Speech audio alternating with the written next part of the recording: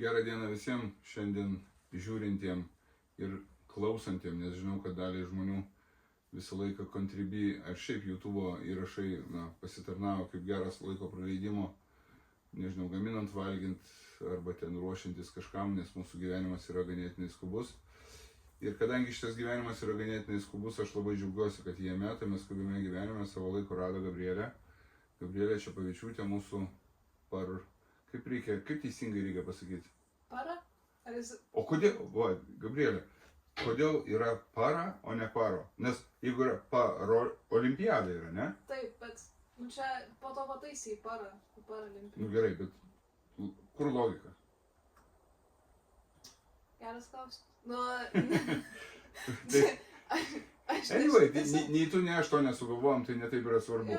Ir šiandien 10 akmenų namuose Gabrielė prie šio stalo yra ir kalbasi su manim, tai yra man didelė šventė ir garbė. Ir pirmas dalykas, kadangi mes čia esam už Vilniaus, o tu esi iš Kauno, kaip tau kelionė šiandien? Lengvai, aš traukiniu atvažiavau. Tai man tai traukiniu patinka važiuoti, šiaip, iš visų tokių transporto priemonių, bet ir labai lengvai. Greit atvažiavau. Patogu? Taip, patogu. Ar Lietuvoje, damos negalima klausti, kiek metų, tai neklausiu, bet per visą tą 18 metų, kol tu gyvenai, ar pasikeitė kažkaip situacija patogumo prasme? Lietuvoje? Lietuvoje, va tau. Šiaip, kai aš buvau mažesnė, mane labai tiesiog daug kur vežiodavo tėvai, tai ir tos nevežiodavo ir tiesiogiai nuvesdavo, tai galbūt aš net taip atkreipdavau dėmesį. Ten mano mama iš viso būdavo, kad į baseino treniruotės, kai aš eidavau, tai jinai man tiesiog ant rankų atnešdavo. Bet taip atnešdavo, padėdavo prie takelio ir aš plaukdavau ir išnešdavau. Tai aš kažkaip per daug apie tai negalvojau. Ir taip kai jau paaugau ir pradėjau daug savarankiškai labiau viską daryti ir ten susitikti ir su draugais ir visą kitą ir į renginius vaikščioti, tada aš tik pastebėjau, kad tikrai yra labai daug šiaip, pavyzdžiui, aš gyvenu kaip Kaune, tai dažniausiai Kaune kokius renginius einu, tai kad tikrai yra tų institucijų ir įvairiausių ten kultūros namų ir visą kitą, kur nėra pritaikyta. Vis dar nėra pritaikyta. Taip, bet čia toks Kauno miestas, dar didelis miestas, didmiestis, ar ten Vilnius. Bet ir tai aš atrandu vietų, kur nėra pritaikyta. Bet aš įsivaizduoju, kad dar blogiau yra mažesniuose miesteliuose. Bent kiek ir kalbu irgi, kurie, pavyzdžiui, žmonės su negalia iš mažesnių miestelių, tai sako, tai ten iš viso dar blogiau yra, dar blogesnė situacija. O daug pažįsti žmonių, kurie sportuoja ir su negalia būdami iš jūsų rato? Iš mažesnių miestelių? Taip, iš mažesnių miestelių. Jo, pas mus paralimpiniai rinkiniai šiaip nemažai yra. Iš Šiaulių, iš Telšių. Šiauliai nėra toks jau mažesnis miestelis. Telšiai irgi toksai. Jo, bet žinau iš Marijampolės žmonių. Bet irgi. Toks, nėra taip blogai. Kad ten jau turi pasilikti žodžiu namie ir visą kitą. Bet vis tiek kažkai išeinu iš namų, tai aš apgalvoju, kur aš tiksliai ten praeisiu. Pro kokias vietas. Reikia sukurti planą, kaip viską daryti. Taip. Ir yra tokių vietų, į kurias tu negali nueiti, nes žinai, kad tau bus labai nepatogu. Ten koncertas vyksta kažkur ir tu neini. Yra, bet aš vis tiek nueinu, nes aš labai, jeigu noriu, tai aš tiesiog nueinu. Bet yra kur sudėtinga. Tai, pavyzdžiui, man tai tarkim labai mėgstama, tai yra Kauno menininkų namai prieš Čiurlionio muziejų Kaune. Bet ten jau, ten iš kultūrinio paveldo pasas, ten sudėtingiau pritaikyti, bet vis tiek įmanoma, žodžiu. Kiek aš kalbėjau su vadovais tų namų, tai jis pasakė, kad labai, irgi ten daug tų dokumentų ir visą kitą, nes kaip ir negali nieko keisti, nes, tarpukario, žodžiu, pastatas, tarpukario modernizmo. Tai jo, bet tai ten, tai, pavyzdžiui, yra laiptai į tą pastatą einant. Dabar yra toks padarytas aplinkui kaip ir užvažiavimas, jis atidarė amfiteatrą neseniai, bet jis toks labai irgi status.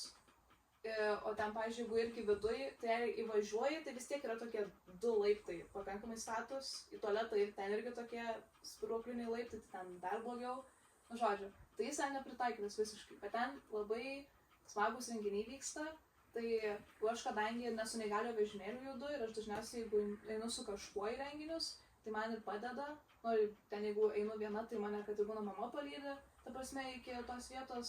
Bet aišku, man labai liūdna, nes aš galvoju, kiek yra daug žmonių, jeigu būtų pritaikyta, kiek daugiau žmonių galėtų ateiti į tokius dalykus.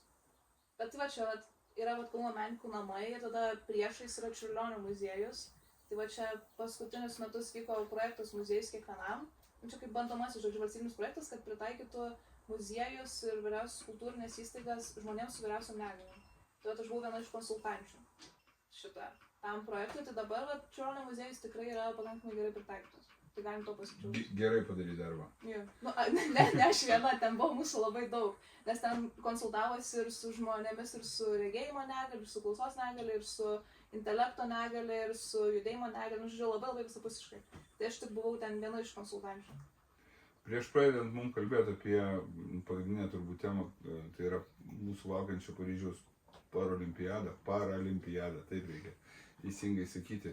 Tai, kad susivokt, specialiai norėjau pakalbinti Gabrielę prieš visą tą, prieš visą tą šventę, kad jeigu netyčia, reiškia, viltis išsipildytų šiek tiek mažesnės, kad nebūtų liūdna, o jeigu tapsi čempionė, tai neįmanoma bus tavęs pagauti ir susitarti ir visi sakys, kalbina, aišku, kai čempionė, tai visą laiką visiems įdomu kalbėtis ir tai yra tiesa ir tai yra gerai ir dėmesys yra gerai ir aš labai džiaugiuosi, kad tie, kas laimi arba tie, kas dalyvauja, visą laiką gauna daug dėmesio, nes tokia yra teisybė, nes tai turbūt irgi yra graža ir motyvacija. Tas toks, bet prieš visą tą mūsų sportinį reikalą, nu jau mes pradėjom kalbėtis. Tu dar pasirodo dar žmogus esi, ne tik sportininkė. Nu, taip. Kągi tu veiki tuose menininkų rūmuose? Kas ten tave taip traukia? Kokie dar hobiai tavo arba įdomus kažkokie dalykai supo tave? Mane labai traukia menas, mane labai traukia kultūra. Bet tai menas, tai, pavyzdžiui, Kauno menininkų namuose, tai kiekvieną mėnesį vyksta slemas. Tai kaip, va čia reklama, kad žmonės apsilankyti. Ne, sakyk, tai būna reklama, jeigu tau taip nori. Čia taip iš geros širdies, nes tikrai labai nerealūs vedėjai, labai nerealūs žmonės dirba tikrai iš geros širdies ir tiesiog tam, kad daugiau žmonių pritrauktų. Bet tai yra tiesiog visiškai atviras renginys, visiškai nemokamas, tiesiog susirenka realiai tai tie, kas nori, kada nori ir visa kita. Bet slemas tai, nežinau, žinot, bet kaip... Papasakok. Tokia kaip varžybinė vos ne poezija, galima sakyti, kad žmonės skaito savo kūrinius. Ir iš publikos atsitiktiniu būdu yra išrenkami vertintojai ir jie įvertina tos tekstus, ten publika gali sakyti, jeigu nori daugiau, tai duoda daugiau balų, jeigu mažiau, tai mažiau, yra 3 raundai ir po tų 3 raundų yra kažkoks laimėtojas, to vakaro visą. Bet ten tiesiog yra galimybė, aš dar niekada nesu dalyvavus, nors kartais rašau, bet retai, bet niekada nedalyvavau, bet man tiesiog patinka labai... Bet kodėl? Nežinau, neišdrįstu. Bijai? Neišdrįstu. Nežinau. Aš manau, kad man reiktų gal daugiau tekstų parašyti, daugiau pasirinkuoti. Galima parašyti ir jeigu būna, one man's army tokie. Vieno gabalo grupės, kurios parašo vieną kokį nors super mega hitą, nežinau, daug turbūt pavyzdžių pasaulinė muzikos scena turi. Tai lygiai taip pat gal ir su poezija galima taip. Tai aš nemanau, kad čia yra kažkokių... Bet rašai eilės? Slemas tai nėra būtent tik tais tarpsme eilėraščio ar poezija, nes tai gali būti tiesiog kažkokie tekstai. Tai aš nebūtinai eilėraščius rašau, bet aš, mėgstu kažkokius tekstus rašyti. Bet tai ką reiškia? Tai tu ateini į slemą ir vienas sako, deklamuoja, nežinau, skaito eilėraštį, o kitas sako, buvo balta diena, slinko debesis, pūtė vėjas ir lapai šiuruodami per veidus žmonėm, reiškia, tyliai leidus ant žemės. Viskas. Gali būti taip ir jie dabar kovoja viens prieš vieną? Taip, va čia labai šitas yra tas subjektyvu, nes labai būna skirtingi tekstai, pavyzdžiui, skirtingom tematikom. Nes, pavyzdžiui, kiti, tarkim, yra kai kurie, tie slemeriai, kurie labai dažnai ateina, tai jie tam, pavyzdžiui, tu jau matai jos, tų slemerių bruožus. Pavyzdžiui, vienas tai visą laiką parašys kažką apie kokius nors, įvykius ar politikoje ar dar kažką ir tokio, dažniausiai su pajuoka. Tai jeigu kažkas įvyksta, pavyzdžiui, kokie kaip buvo... Tai jis toks stand-uperis jau... Ne, bet jis vis tiek parašo tekstą, tokį su ironija, ten, pavyzdžiui, sukuria kažkokius veikėjus ar dar kažką, bet, jau ten nesakyčiau, kad kaip eilėraščiai yra. Bet, vis tiek sakau, labai, tiesiog man tai smagu paklausyti žmonių, jų kūrybos.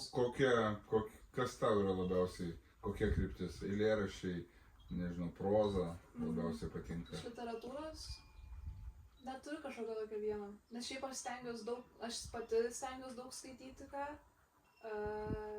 Bet Ką paskutinį perskaitai?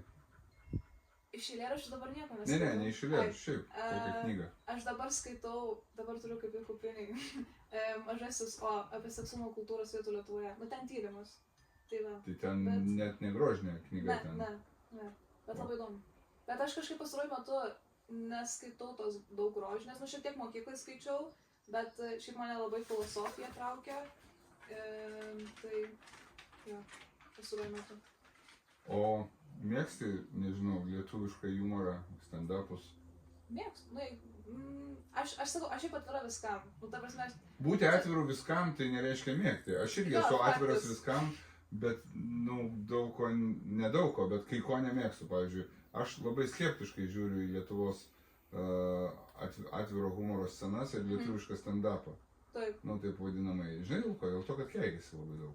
šitas tiesa. Per taip, daug, ta prasme. Keiktis nėra galbūt blogai, bet per daug. Taip, Ir taip. kai kurie iš jų, apart kai kurie iš jų, kartais jų beklausant supranti, kad be to jis daugiau turbūt niekaip ir nepasireiškia. Taip, kad daugiau keikiasi negu pačio teksto. Bet aš šiaip niekada nebuvau stand-up'e, nes visi stand-up'ai nuo N18 ir manęs neįsėja.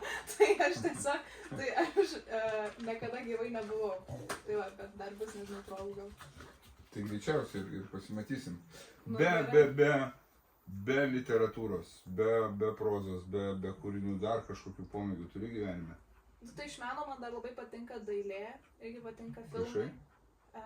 Anksčiau piešdavau, bet dabar paskutiniu metu labiau domiuosi pačią meno istoriją ir, nu, analizuoti, žodžiu, darbus visą kitą. Man dabar šitas labiau prie širdies. Tipo, kad galėtum būti to žmogum, kuris prieina muziejui ir valandą laiko stovi ir žiūri į tą Ai. paveikslą ir... Aš taip darau. Jo? Ja. Tai mes buvom, kai vyko pasaulio čempionatas Mančesterį čia 23 metais, tai aš kai praplaukiau savo pagrindinę rungtį, aš turėjau laisvą kelias dienas, nu tiesiog, nes mes visi grįžom kartu. Tai ir ten netoli buvo meno galerija, tai jau aš trenerė ir dar keli žmonės. Tai mes su trenerė tą visą meno galeriją perėjom per 4 valandas, kol visi kiti perėjo per 40 minučių. Tai čia toks mano. O meno galerija tai buvo viena paroda, ne? Ten. Nu, ten daug, ta prasme, kaip ir parodų jo buvo, bet ten, nu, šiaip daug buvo reikalo apeiti, nu, bet jo, mes ten, žinote, sustoji, pasižiūri, ten, jeigu dar koks nors autorius labiau patinkams, tai man patinka. O kaip yra gilinamas į paveikslus?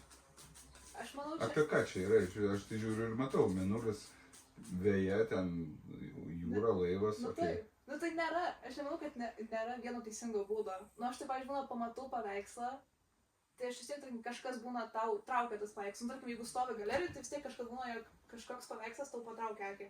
Nu, tai nesvarbu, gal ten kokios spalvos ar dar kažką. Tai tu tiesiog taip gilinės ir, nežinau, man tiesiog būna paveikslų, kad aš nesistengiu su kad kažką čia interpretuoti ir labai giliai kapstyti. Nes, pavyzdžiui, labai būna dažnai menininkai, kai patys jie sako, aš nežinau, ką aš norėjau pasakyti iš tų darbų, aš tiesiog padariau, nu, nupiešiau, nežinau, parašiau ir viskas. Bet tai, nežinau, tu tiesiog ieškai, kas tau galbūt patinka tam darbe. Nu, žinoma, vertinant darbą, aš manau, kad geriausia tai yra pasidomėtis tiek, nu, visų kontekstu. Bent jau man įdomiausia yra. Nu, pavyzdžiui, Kodėl jis buvo nupieštas? nu, ta prasme, jeigu tai darbas yra iš seniau, tai pavyzdžiui, kokiam ten politiniam kontekste, kokioje šalyje, iš kokios šalies ten tas menininkas ar menininkė, tarsi nekilęs. Nes labai tu gali daug nuspręsti pagal tai, nu, pagal darbą, kokiose jis sąlygose buvo sukurtas. Ir irgi. Tai yra, tu dar daugiau gali suprasti apie tą darbą. Man labai patinka, nes pasikviečiau tave kaip reiškia, atletę ir dabar šnekuosi kaip su meno ekspertė. Nu, Tai ne. turiu dar vieną klausimą tokį. Kaip tu žiūri į šiuolaikinį meną? Šiuolaikinį? Būtent į tą šiuolaikinį meną, kurio pilnas galerijos ir kuris man tai yra visiškas arba kičas, arba nemokšiškumas, arba bet ką, va šitos lentos už tavo nugaros su sukaltais vinim galėtų būti šiuolaikinio meno pavyzdys. Nu, va čia Taip, aš apie taip, tokį taip. šneku. Ką tu apie jį galvoji, kaip? Nežinau, irgi priklauso, aš kažkaip aš labai nemėgstu, nelinkusi susakyti, kad va ten kažkas yra ne menas, dar kažką, nes aš šiaip domėjausi moderniu menu, man vienu momentu labai patiko, bet aš domėjausi to, nu, ten žinote, ten tas kvadratas, juodas, ten visą kitą. Ten... Bet juodas kvadratas, jis turi savo istoriją. Ir reikia žinoti kontekstą. Taip. Ir vat juodas kvadratas atsirado, viskas. Tai aš suprantu, tai yra ten toksai, tai yra tas momentas, galbūt negaišim laiko, tegul žmonės pasidomi patys, bet jis turi istoriją. Taip. Bet didelis, reiškia, ten koks nors džiovinto karvės šūdo prikalimas prie sienos, vargiai ar turi, arba ten spjūvis ant plytelės ir jos pakabinimas, po stiklų ten padėjimas. Čia irgi gal nuo konteksto priklauso. Aš nežinau, nu toks... Bet kontekstą visada galima pritraukti, ne? Visada galima pasakyti, kad tai yra spjūvis šiuolaikiniam pasauliui įveidę ten... Tiesa, bet aš labai sudėtinga iš tikrųjų yra vertinti, nes labai priklauso gal nuo pačio darbo. Nes yra aš dabar neprisimenu pavadinimo, bet pavyzdžiui... Aš turiu tokią teoriją, kad sutrumpint laiką mūsų to... nes kalba be galo, nes menas yra turbūt neturi tos tiesos vienos, ne, kiekvienas nuo savęs. Aš susidariau tokią nuomonę, kad šiais laikais, pastaruosius, nežinau, kelis galbūt dešimtmečius, būti tikrų menininkų yra nepaprasta. Būti tikrų menininkų tu turėtų būti ir įgimtų savybių, ir labai daug darbo įdėti, ir pats tavo gyvenimo būdas turėtų būti tam tikras. Šiais laikais niekas nebeturi laiko, nei gilintis, nei noro tapti dideliu profesionalu. Ir staiga toje bendruomenėje, atleiskit mane menininkai, aš nepretenduoju į kritikus ar ką nors, aš tiesiog sakau savo nuomonę, nes demokratinėje šalyje gyvenam. Tai priviso begalės vidutinybių. Ir kai vidutinybių yra labai daug, jos pradeda sakyti ir diktuoti madas, jos valdo fondus, jos skirsto pinigus, jos organizuoja parodas ir jos, tos vidutinybių, reiškia bendruomenės, ir sako, kas yra tikras menas. Kuria kažkokius, o tie pavieniai genijai tokie, kurie moka nupaišyti žmogų taip, kaip jis iš tikrųjų atrodo, arba ten, nu jie neturi jokios galios ir kartais būna tiesiog, kaip sakant, jeigu jiem pasiseka, jiem leidžia būti, žinai, įvardinti kažką tai. Nekalbant apie tos senosius, nes jau to neli. Bet dabar būti ne šiuolaikinio meno kūrėjų, man atrodo, yra labai sunku. Nes visa ta aplinka, neseniuk čia viskas turi būti greit, viskas turi būti čia kažkas, prasmių, kurių, man juokinga, kai būtent neturėdami atsakymų pradeda prisikurti prasmių, kurių patys neatsimena po 3 dienų, kurie sakė. Nes tuo momentu reikėjo atsakyti ir seniau tu nesupranti, tai yra toks atsakymas, žinai. Nu toks, ar taip yra, ar ne taip? Nežinau, čia labai galima daug ir mene, nu tas toje pačioje dailėje ir tada, pavyzdžiui, literatūrai irgi kaip dabar kokie kūriniai yra publikuojami.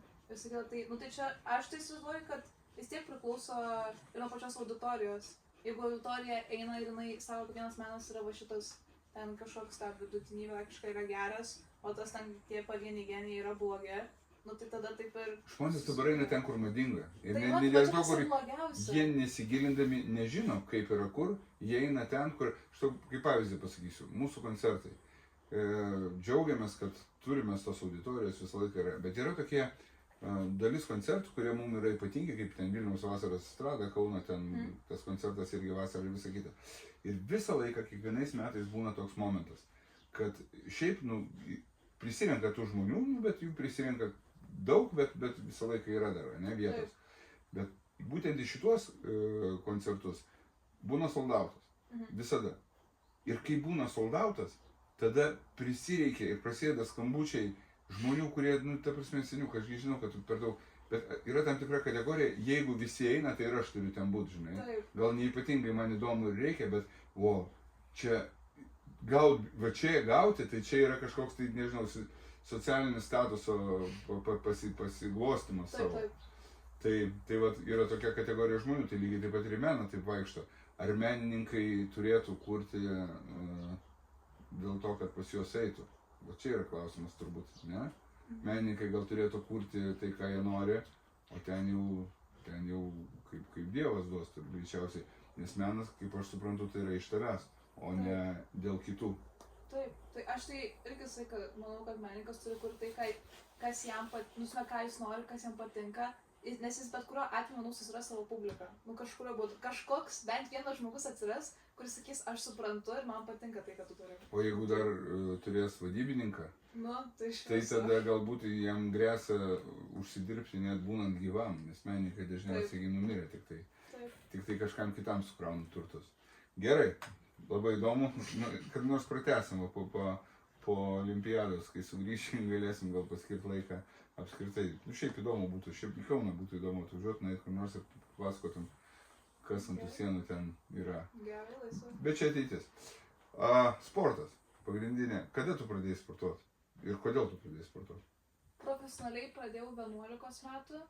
Profesionaliai. Aš 11 metų profesionaliai žaidžiau smėlio dėžiai, nenujuokauju, nes smėlio dėžiai, bet. Tai šitą, aš kai gimiau, tai man tiesiog gydytojai, mane tiesiog nuvedė į tą mažylių vos ne baseiną, nes gydytojai pasakė, kad, aš jau gimiau su negale, tai gydytojai tiesiog pasakė, kad dėl sveikatinimosi priežasčių eikite į baseiną. Ir taip, okei. Ir tada aš jau mane vedė mama į tą baseiną, man labai patiko tas vanduo. Ir po 4 metų mane mama nuvedė į Šilainių baseiną Kaune, kuris jau dabar jį nugriavo. Ir ten buvo treneris Romualdas Bičkauskas, mano pirmas treneris, ir jis turėjo klubą Taką, kuris buvo kaip vienas iš pirmųjų Lietuvoje plaukimo klubų žmonėms su negale. Tai va, ir jis treniravo žmonės su negale ir aš tiesiog mane mama pas jį atvedė. Ir aš ėjau tas treniruotės, bet aš sakau, per daug apie tai negalvojau. Aš tiesiog ėjau, man patiko tas vanduo, man patiko ta aplinka, nes labai draugiški žmonės buvo, ir tas treneris labai toks draugiškas buvo.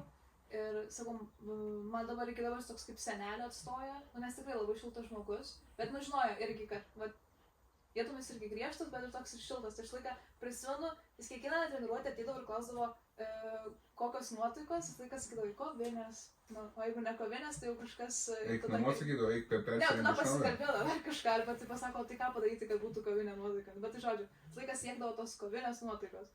Tai va, ir arba pamenu būdavo, kai patreniruotė, jeigu reikdavo plauk greičiau, sakydavo plauk linksmiau. Sako, plauk linksmiau, ne greičiau, linksmiau. Protingas. Tai va, tai žodžiu, aš ten pradėjau. Ir jis tiesiog mane kartais ten būdavo užrašydavo į Lietuvos neįgaliųjų čempionatus. Kiekvienais metais ten vykdavo. Man ten visai gerai sekėsi.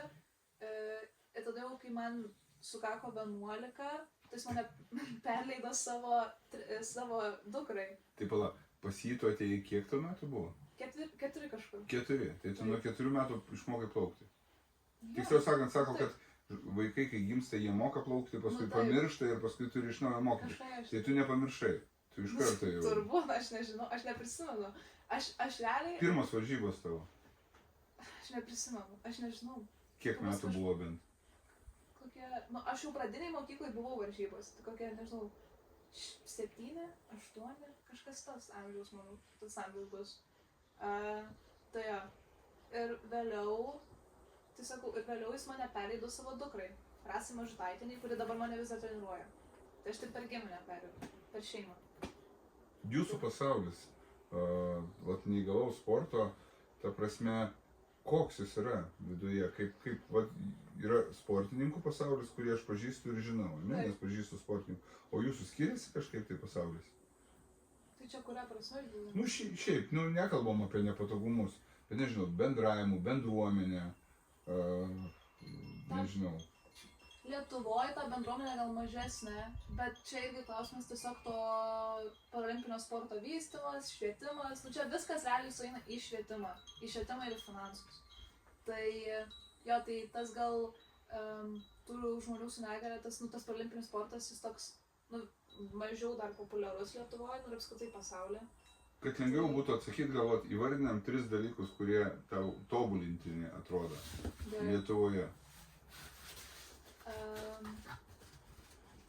Tai pačios nėra sistemos, pavyzdžiui, kad vaikai su negale pradėtų sportuoti, nes irgi čia keliose laidose kalbėjom ir su Oksana Dobrovolska radijo laidoj, kad tiesiog vaikai su negale yra atleidžiami, pavyzdžiui, nuo kultūros pamokų, tai jiems kaip ir uždaromas duris, tai jie niekada net nesužino, kad galbūt jie gali sportuoti. Nėra, kad kiekvienas žmogus negale privalo sportuoti, bet turmenį vis tiek galima parodyti, kad yra toks dalykas. O tu manai, kad įmanoma išspręsti, kad vidurinėje mokykloje galima būtų pritaikyti, reiškia, vaikų su negale sportą? Bendram fone visų? Aišku, ar būtų galima pritaikyti? Taip. Tikrai.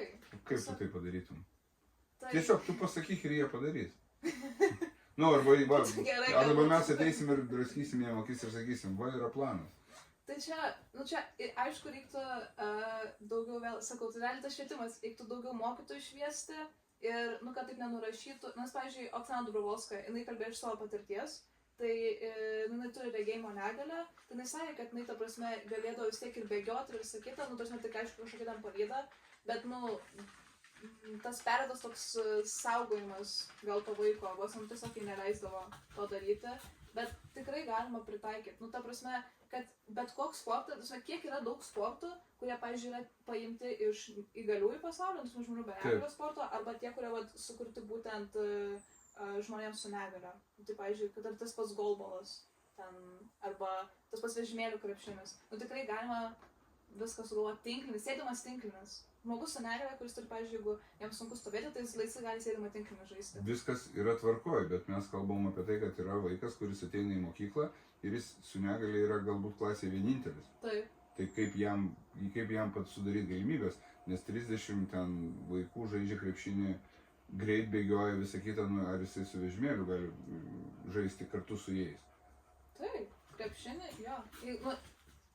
Aš dabar, nes, ta prasme... Jo, slidus reikalas. Jo, būtent, mes niekada, mes irgi visuomenė visą laiką palinkčiojam galvą tokiuose pokalbiuose kažką tai, o gal pabandom įsivaizduoti realią situaciją ir paieškoti realių sprendimų. Taip. Galbūt, vėlgi man sunku kalbėti, aš niekada nebuvau tokiai situacijai, bet jeigu jam yra sudėtinga tam vaikui suteikti sąlygas, reiškia žaisti kažkiek kartu su klasiokais tuo metu aikštelėje, galbūt kažkaip kitaip galima jį pritraukti į sportą. Taip, tai aš įstoju, tada galima, ten jeigu ta kūno kultūra, tai tiek tas visinis lavimas svarbu ir visa kita, tai galima, kad ir atskirai kažką, aš įstoju, tarkim, atskirus pratimuzuoti, bet galima kaip ir supažindinti, tą vaiką papasako, tarkim, kad ir kūno kultūros mokytojas papasako, kad važinai, yra, tarkim, kažkur ten būrelis, ar nežinau, ten koks klubas, kur galima pažaisti, išbandyti tą sportą. Čia tiesiog, kad kai, nežinau, maži vaikai ten būna, sako, va, čia gali rinktis, nori eiti futbolą, nori eiti krepšinį, tai kažkoks negali, tas pats būtų. Bet tai turbūt dabar taip ir yra? Jo, panašiai, nors aš esu girdėjus situacijų, kad, pavyzdžiui, treneriai, kurie treniruoja, ta prasme, vaikus, jie net nežino, jog žmonės negalia gali sportuoti, profesionaliai, kad yra varžybos tarptautinės ir visą kitą. Tai, arba, aišku, dar tas perdėta apsauga iš tėvų, iš šeimos, iš aplinkinių, kad nereikia susižeis, dar kažkas tam blogas. O kaip reikia iš tikrųjų? Aš čia sakau, tiesiog leiskit vaikui. Ta prasme, tiesiog, vis tiek, tas vaikas gali nieko nepraras. Ir aš tas laikas sakau, kad tiesiog eikit, bandykit, jeigu nepatiks, tai ir išeisit. Tiesiog kokia problema. Tiesiog tada išvengsi to, kad po kokių 30 metų jūs negalvosite, kad galėjau čia nueiti į tą, nežinau, vežimėlį krepšinį, ar dar kažką. Tai, o iš tėvų tai irgi to supratingumo, nes tik aš tiesiog nebijau, kodėl, aš nesuprantu tiesiog tos logikos, kodėl norėtų apriboti paties savo vaiką. Dėl to, kad bijo, kad jis nugrius užsigaus. O tai kas, tai nugrius užsigaus, atsikels ir viskas. Tai aš nematau problemos. Mes juk nekalbam apie šokinėjimą, nežinau, nuo Everesto be parašiuto. Tai net sveikėjai turbūt to nedaro, tai... Tai mes kalbam tiesiog apie... Gal visuomenė yra susidarius tokia, tiesiog toks įprotis, tradicija, Yra kad visą laiką žmonės su negalia reikia žiūrėti truputėlį, kaip sakant, paslaugiau. Bet ar tai yra blogai? Aš tai paslaugumas jis nėra blogai, tiesiog apskritai, bet aš tai tiesiog žiūrėčiau paprašiau, kad, pavyzdžiui, jeigu matai, kad žmogus turi negalią, tai man tai visą laiką patinka, kai žmonės pasiūlo padėti. Ir tiesiog galima prieiti ir pasakyti, ar tau reikia kokios nors pagalbos. Ta prasme, jeigu tas žmogus sako taip, tu sakai kokios ir tu duodi tą pagalbą. Čia komunikacijos reikalas. Jo, bet yra dalis žmonių, kurie net kai reikia pagalbos, jis tipo... Ne, man nereikia. Jis yra toksai. Yra tokių, bet... ir tada jisai, ir matai, kad reikia galbūt tos pagalbos. Ar reikia tokiu atveju dar kartą jam primiktinai pasiūlyti savo pagalbą ir geriau nekreipti dėmesio ir jis tada visas piktas ten, nu, kažkaip sprendžiasi problemas pats. Nu, aš sakyčiau, kad tiesiog, nežinau, dar kartą pasakyti, kad, bet jeigu ką, nežinau, aš tiesiog pasakyčiau, jog, bet jeigu ką, jūs pasakykit, ar dar kažką. Nes būna kartais, kad jo, gal tam žmogui sudėtinga, bet jis tiesiog galbūt nenori, nu, pasirenka tos pagalbos nepriimti. Tai aš irgi suprantu, nežinau. Tai... O kaip tu elgiesi? Šiaip aš daug dalykų galiu pasidaryti pati, bet aš dažniausiai prašau pagalbos, kai man tikrai labai reikia. Nebijai? Ne, nes aš tai nežiūriu kaip į pagalbą, aš į pagalbą tiesiog žiūriu, kad, nu, aš sutaupysiu laiko ir man bus lengviau. Tai aš ir taip. Turbūt ir reikia įvardinti tą dalyką, kad, nu, tai yra apie savivertę, apie drąsą, apie tam tikrą psichologinę jėgą vidinę. Jeigu mes kalbam apie sveikuosius, tai apie žmonės su negalia turbūt lygiai taip pat turėtume kalbėti.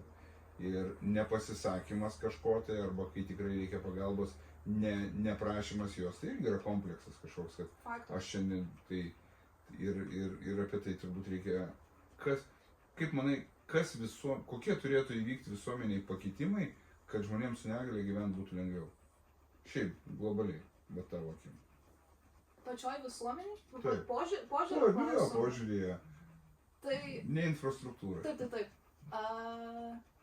Nu tai vėlgi tiesiog, aš įsivaizduoju labai daug, nežinau, žmonių, aš įsivaizduoju gal tiesiog nemoka to paprasto etiketo, nu kaip, nes aš vis dar sutinku žmonių, kurie, pavyzdžiui, tu tarkim, nežinau, kur nors, aš lipu kokiais ten laiptais ar dar kažką, žmogus prieina ir vos ne jau griebia mane, sako, aš jums duosiu ranką, nors man žymiai patogiau yra su turėklais, ne, tiesiog turėklais užlipti, ar ten nulipti laiptais.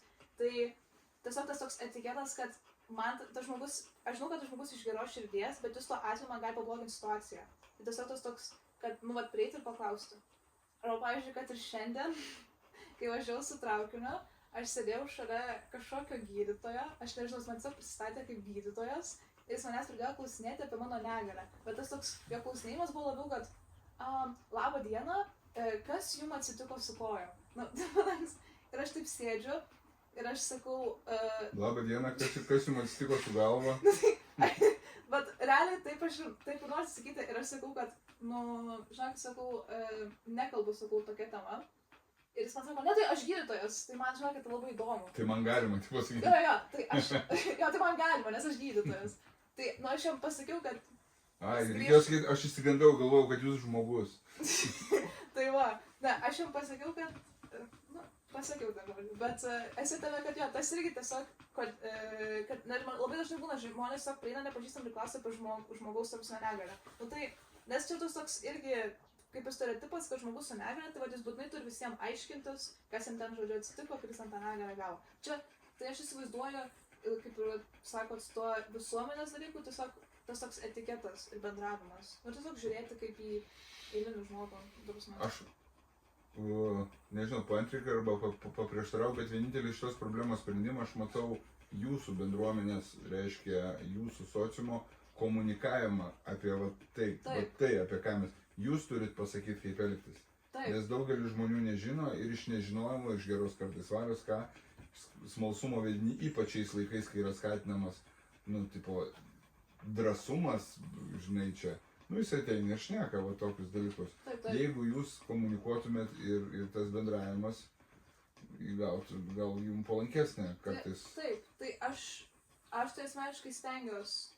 Tai aš dėl to, pavyzdžiui, stengiuosi, jeigu kokius renginius kviečia, tai aš stengiuosi galėtų atrasti laiko nuvykti, visą kitą, nes aš irgi manau, kad patys žmonės su negale, jie tikrai, jeigu patys kalbės ir patys, ta prasme, elgsis, nu, kaip reiktų elgtis, tai tada, nu, tas pavyzdys bus. Tai aš tam gydytojui pasakiau, kad, sakau, nu, aš jums neprivalau nieko aiškinti, bet tai jis tiesiog toks buvo, bet tai žinokit, aš iš smalsumo, aš čia ne iš blogos valios, bet... Taip. Tai čia kai kas supras, kai kas ne. Taigi vėl eilinį kartą bandom sugrįžti prie sporto ir prie mūsų turbūt turėjusios būti pagrindinės temos, bet nemeluosiu, man kur kas smalsiau pasikalbėti ne apie plaukimą, tau pačiai irgi, nes visi čia klausinėja apie tą plaukimą. Šiaip greit pasibaigiam apie plaukimą ir tada galėsim apie kitus dalykus šnekėti. Tai pirmoji olimpiada? Taip, pirmoji. Ar tu norėjai į olimpiadą? Ar buvo tokia kad nors svajonė, ar tai iš eigos tiesiog vat, sportavai? Iš vis, koks tokį trumpą CV savo sportinį, vat, kur tu buvai, kur tu dalyvai, kur labiausiai įsimintina, kas labiausiai patiko, kas nepatiko labiausiai ir kaip visi gyvenai iki to, kad vat, už savaitės ar kelių išvažiuosi į Paryžių. Už mėnesį, bet žodžiu, aš apie paralimpinis visadas, tas visada tai, jei kažkokį pradėjau realiai, nes aš kai atėjau pas savo dabartinę trenerę, man tiesiog taip ir paklausė, ar tu nori plaukyti dėl savo malonumo, ar tu nori jau siekti rezultatų. Tokius jau profesionaliai plaukti ir visą kitą. Ir aš jai pasakiau, kad aš noriu tų rezultatų siekti. Bet aš gal per daug sakau apie tai negalvojau, man tiesiog patiko tas plaukimas. Tai vat ir iš to viskas išėjo, kad aš tada man jau pradėjau mokytis ir tos disciplinos ir ko reikia, ta prasme, kad tų rezultatų siektum ir visą kitą, tas darbas sunkus tada. Bet aš kažkaip pasilikau tam pasauliu, tam sporto. Tai apie paralimpinis aš nuo tada kaip ir galvojau, visą laiką toks buvo tikslas. Bet aš šiais metais patekau su vardiniu kvietimu, ne su normatyvu, kaip mano, pavyzdžiui, kitos varžovės. Tai mano tai tikslas toks asmeninis, dar kitas būtų patekti jau paralimpinės su normatyvu, nes tu esi tvirtesnis su normatyvu paralimpinėse. Tai va. O dėl varžybų, tai aš esu dalyvavus 2 Europos čempionatuose. Mano pirmas Europos čempionatas buvo 21 metais. 2021. Taip. Jo, tai man buvo 15 kažkur, jo. Tai tada dalyvau savo pirmam Europos... Kur buvo? Madeiroje, Portugalijoje. Tai labai tam patiko ir ten iš tikrųjų po to dalyvau kitais metais ir pasaulio čempionate ir šiais metais dalyvau vėl Europos čempionate vėl ten pat. Madeiroje? Taip, Madeiroje. Tai Madeira labai pamėgau tą salą, labai graži. Tai man ten labai patinka. Ir labai gerai suorganizuotos visos varžybos. Tos iš tos organizacinės pusės. Taip pat esu dalyvavus ir 23 metais, tai praeitais metais pasaulio čempionate. 2 kartus esu Europos, 2 kartus pasaulio ir dabar į Paryžių. Na, 5 metai, normalu. Ir galbūt ne paskutinės tavo olimpinės.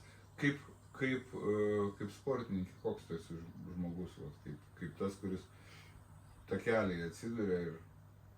Nes švas tu bendrauji tokia linksma viskas, bet tu gal ten tampi žvėrimi tokiu ten...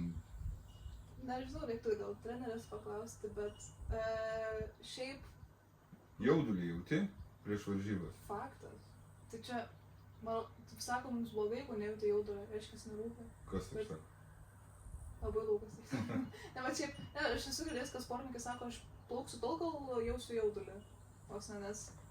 Bet faktas, kad jauti jaudulį, tai aš anksčiau, kai tik pradėjau plaukti, tai aš vos ne tokias kaip panikos atakas turėdavau, ant bokštelio. Aš užlipdavau ant bokštelio. Jau prieš pat startą? Jo, aš užlipdavau ant bokštelio ir aš dusdavau. Ir tada aš praplaukdavau ir aš kvėpuodavau labai daug, nes tiesiog dusdavau. Ir tada būdavo labai prastas rezultatas nuo to dusimo. Tai gerai, kažkas pasikeitė? Taip, aš pas sporto psichologą 2 metus ėjau. Ir kokį pagrindinį darbą jisai padarė? Tai realiai išmokytas nuo tų visų technikų, atradau, kas man tinka, su to jauduliu tvarkantis. O kaip galima tvarkytis? Nes tai, ką mes dabar šnekamės, gal padės kitam žmogui sutaupys 2 metus sporto psichologo lankymo. Ne, yra labai slidu, nes čia priklauso dar kodėl tu, ta prasme, jaudinės. Nes, pavyzdžiui, aš kai kalbėjau, kas ten apie tą savo emocijas, visą kitą, mes kaip ir atradom, kad pas mane buvo pasitikėjimo savimi stoka. Tokia. Manau, kad 99,9% žmonių jaudinasi dėl pasitikėjimo savim stokos. Aš, pavyzdžiui, dėl to jaučiu jaudulį. Tai va, tai tada darėm visokiausius pratimus, kad, žodžiu, tą pasitikėjimą savimi kaip ir ugdyti. Tai aš ten visko dariau. Buvo vienu momentu, kad aš turėjau komplimentus kitiems žmonėms duoti savo ir duoti kitiems žmonėms. Tai irgi toks iš savo komforto zonos reikdavo išeiti, bet jau buvo, kad, pavyzdžiui, kiekvieną dieną aš turėjau parašyti savo 2 komplimentus iš sportinės pusės ir ne iš sportinės pusės. Ir 2 komplimentus kažkokiam kitam žmogui ar žmonėm. Tai, žodžiu, jo, bet reikdavo rašyti ne fizinius komplimentus, bet kažkokius veiksmo. Pavyzdžiui, ten nežinau, jeigu žmogus kažkam padeda, tai tu prieini ir sakai, labą dieną, mačiau, kad jūs padėjo tam žmogui, norėjau pagirti, žodžiu, kažkas tokio. Bet tai šitas buvo. Buvo tada dar išmokau kaip ir tikslus išsikelti, tos tokius,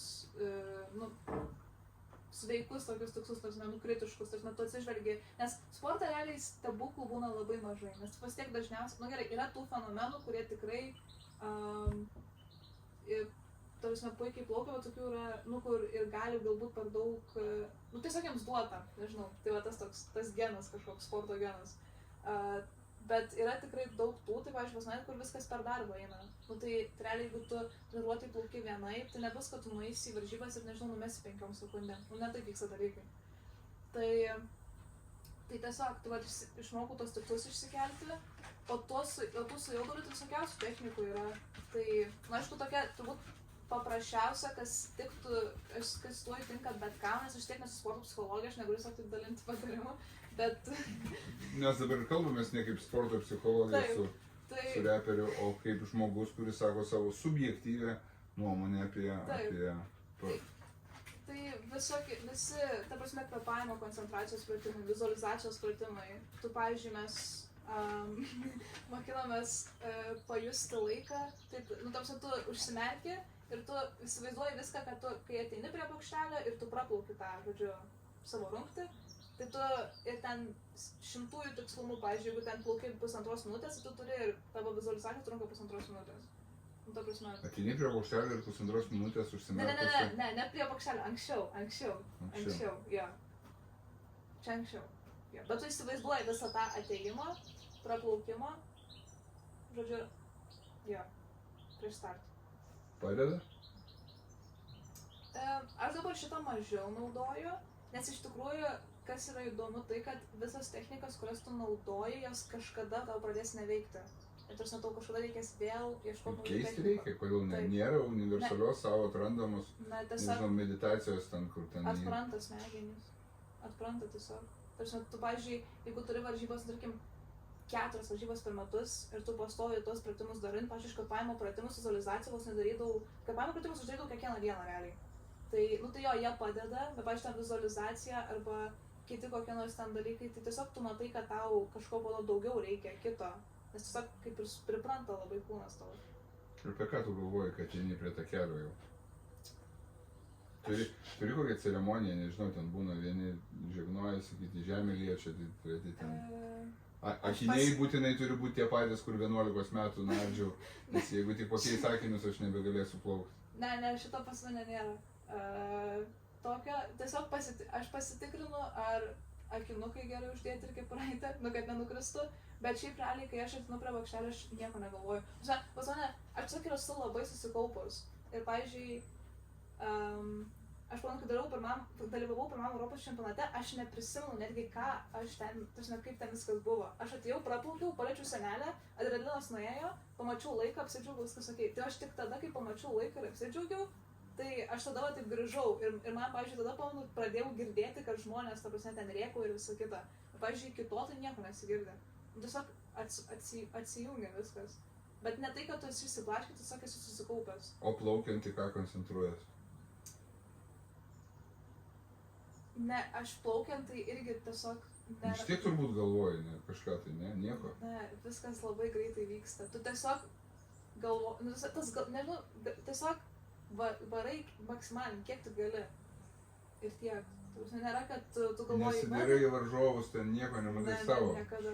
Tik savo. Plius aš nugarą pagrindę plaukiu, tai iš to labiau nesidarysiu į varžovus. Bet... Ką, aš žinau, galima užmest akį ten taip. Ne, tikrai ne. Tai prarasi laiko. Tai žodžiu, bet ne tiesiog plaukia, tu prasme, maksimaliai varai viskas, tikrai negalvoju. Ar turi kokį nors tikslų dabar Paryžiui? Kadangi šnekėjom apie tikslų išsikelimą ir ten kas nors tokio. Labai, man tai tikslas bus, jeigu aš patenku į finalą, aš būsiu labai laiminga ir savim patenkinta, nes kaip ir sakiau, aš patekau su vardiniu kvietimu, aš neturiu normatyvo, ta prasme, man truputį normatyvo šitam paralimpiniam, mano varžovas tikrai bus stipresnis ir labai smagu, kad kiti ten deda vilčių ir palaiko ir visa kita, bet aš savo kažkokio medalio tikrai nesikeliu, nes tai yra toks būtų labai nerealus dalykas, Aišku, ten visko gali būti, visą kitą, bet aš savo keliuosi tiesiog patekimą į finalą. Nes aš manau, kad jeigu aš pateksiu Paryžiui top 8, aš ten labai džiaugsiu.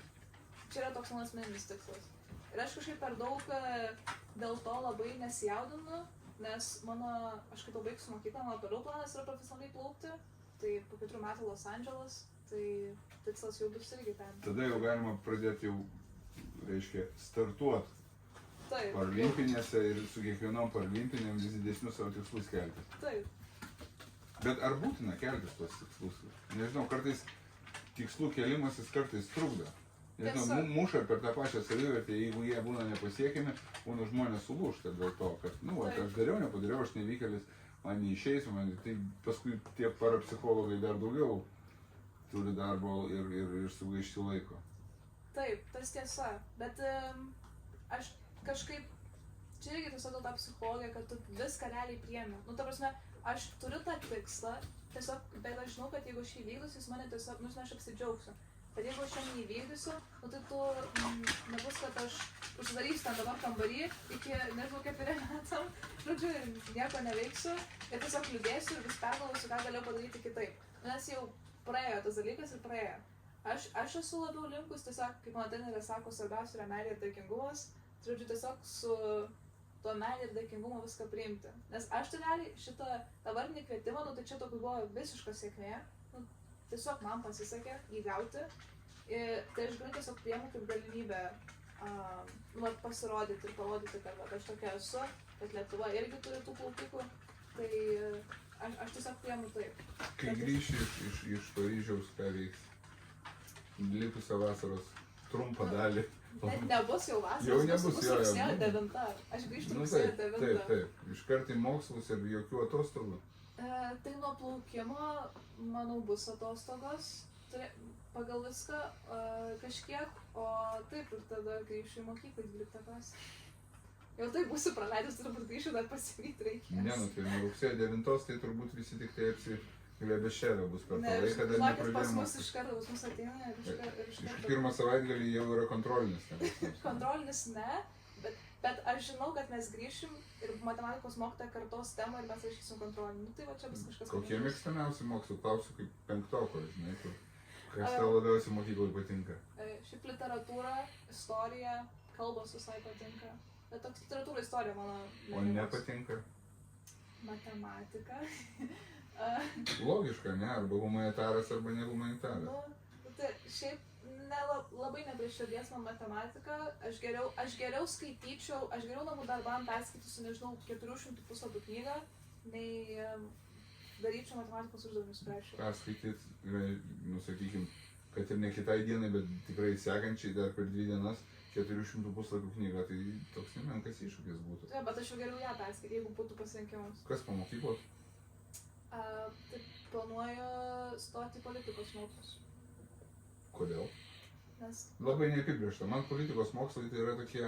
taip vadinas, politikos mokslai, political science. Ir kaip įsivaizduoju save, dabar visi radijai, visi telikai, visi internetai šneka apie Baideno pasitraukimą iš politikos ir Haris tenai ateimo jo, tai tu būtum tokia ekspertė kaip meno, taip ir dabar jau politikos, kurie kviestų ir sakytų, kaip mano, tas bus, taip save matai? Ne, tikrai ne, aš nenoriu apsiriboti politiką, man tiesiog domina politika ir aš manau, kad pasipelnyčiau tiesiog iš tų politikos mokslų, bet šiaip mano planas yra pabaigti politikos mokslus ir tada eiti į teisę, į kurią nors sričių.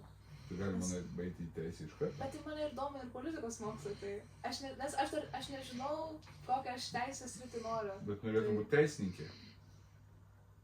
Nežinau dar. Aš jau pasakysiu. O politikė nenorėtum būti?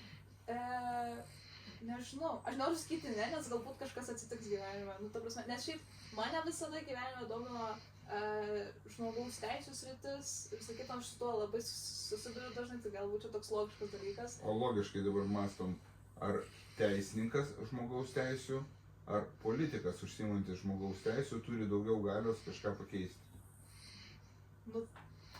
Tai į politiką einantis tam žmogus turi daugiau. Logiškai, ne? Taip, bet tai tas teisės išsilavinimas irgi... O ta prasme, kodėl žmonių teisės? Ar kaip manai, šiuolaikinis pasaulis nepakankamai atviras ir nu, jau mes gyvenam tokiai visuomeniai, kur viskas tikrai turbūt yra atvira ir galima. Ar tu matai dar čia spragų reikėtų visiems mums padirbėti? Nu, jeigu toks jau būtų atviras ir viskas tai būtų tobula, tai aš neturėčiau žmonėm aiškinti, kas yra paralimpinis sportas arba čia kalbėti. Taip, tikrai taip. Pasaulis, taip, jis juda, ta prasme, vis tiek tos organizacijos ten, kurios, nu, įveda ten tos įstatymus ir ragina kitas, bet vis tiek yra tų šalių, kurios yra labiau užsidariusios. Tu nepakeisi. Tai... Pakeis. Nu, pakeisiu, ne taip išsireiškiu, bet, nu, tarsi, kad kaip faktas yra tiesiog. Ar tu supranti, kad tu ir esi ta vėliava, kuri gali ir privalo tai daryti? Nes tau yra suteikta galimybė, kaip sportininkė, gyvenime tu kaip sportininkė, kaip menininkė, kaip smalsus žmogus, atsirandantis kitų žmonių akiratyje, ne, šiek tiek žiūrintis į bendruomenę ne primityvo akimis, susidarius aplinkybėm ir atsistoja ant tam tikros pakilos ir dabar nori tu to ar nenori, bet tau į rankas įduodamas instrumentas po truputėlį tobulėti ir tą instrumentą įgalinti vis labiau, bet net ir dabar tu esi tas žmogus, kuris jau gali mojuoti vėliavą ir šnekėti. Tai yra atsakomybė, ta prasme tam tikra. Ir tu jau esi tas žmogus, kuris gali keistis. Ir šitas pokalbis, visi kiti pokalbiai, tavo darbai, tolimesni tavo sportiniai pasiekimai, bet nebūtinai sportiniai, tavo kaip žmogaus pasiekimai gyvenime, arba ten mokslai, ne, 12 baigimas, įstojimas kažkur, tai mokymasis ir bebūnant studente tavo darbai jau gali įtakoti didžiulius darbus, kuriuos tu jau gali padaryti toje srityje, kurią nori pakeisti. Tai taip, aš žinau, bet aš nežinau, aš nenoriu sakyti, jog čia nes aš noriu sakyti, kad... Kad padarysi. Kad čia aš tokia vienintelė ir dabar visus išgelbėsiu. Ne, tai... mes ne apie tai šnekam, bet ne visiems yra duodama galimybė, o tu tokią galimybę turi. Nu taip. Ar tu ir supranti, kad... Aš norėčiau tą galimybę naudotis. Taip pat, kad reikia ją naudotis. Taip, aš stengsiuosi ją naudotis, jeigu norite tą išgirsti. Taip. Tai va. Aš noriu išgirsti, kad tu stengsiesi ją naudotis, nes labai nemažai teko per savo gyvenimą sutikti žmonių, kuriem būdavo duodamos galimybės, bet jiems nesinaudodavo. Nu, jie tiesiog išvaistydavo egoizmo, arba kompleksų savo vidinių suvalgyti, arba baimių sudraskyti, nu, kad man nepavyks, man neišeis, arba kažkas kritiką pasako, vat, pavyzdžiui, kaip tu į kritiką reaguoji? Šiaip nesu sulaukus kažkokios labai... Niekada gyvenime tau niekas nesakė, kad tu kažką netaip darai? Nu, ta prasme, kažkokios labai tokios skaudžios kritikos, kad ten tai nesu, bet aišku, būna kartais ten iš aplinkinių, bet aš per daug į tai nežiūriu, kadangi ypač kai kalba apie sportinius rezultatus, jeigu kažkaip, tarsi ten, kad nepasiekia čia medalio, nėra dar kažką, tai nes aš žinau, aš labiau, kai kalbant apie sportą, tai aš kažkaip labiau žiūriu tai, ką kalba mano trenerė ir tai, ką aš, tarsi ir pati, kaip aš jaučiuosi apie tai, o ne tai, ką ta plačioji publika, nes, nu, mes trenerė žinom, kaip aš dirbu, ir kokius aš laikus turiu ir ką plaukiu, tai jeigu aš pasigerinu tą laiką, bet nepaimu ten to medalio, nu, tai mes esam patenkintos, aš žinau, kad mes tobulėjam, tai...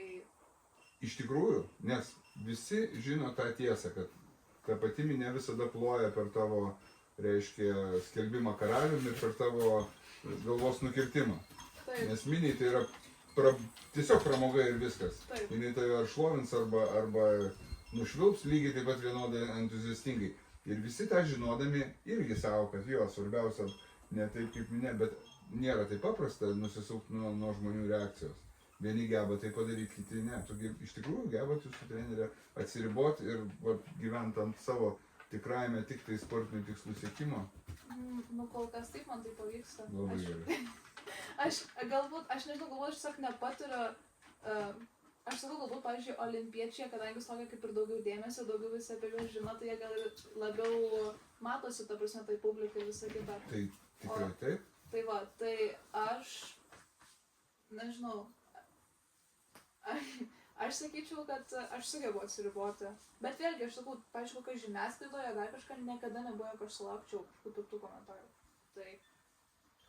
Taip, Pasisekė man. bus dar visko, ypač jeigu eisi į politiką, teisę ir žmonių Jo, žmonių tą teisų gynimo srity, tai bus visko. tai faktas. nes Ir ten- pamatysim, kaip bus po kokių, nežinau, 10-15 metų, bet bent jau dabar, kaip aš, pavyzdžiui, žiūriu, ko aš noriu viską, aš savęs negaliu tiesiog įsivaizduoti, pavyzdžiui, sėdinti ir nieko nedarant. Tai, nu, čia pradėsim tą dieną apie progos pasinaudojimą.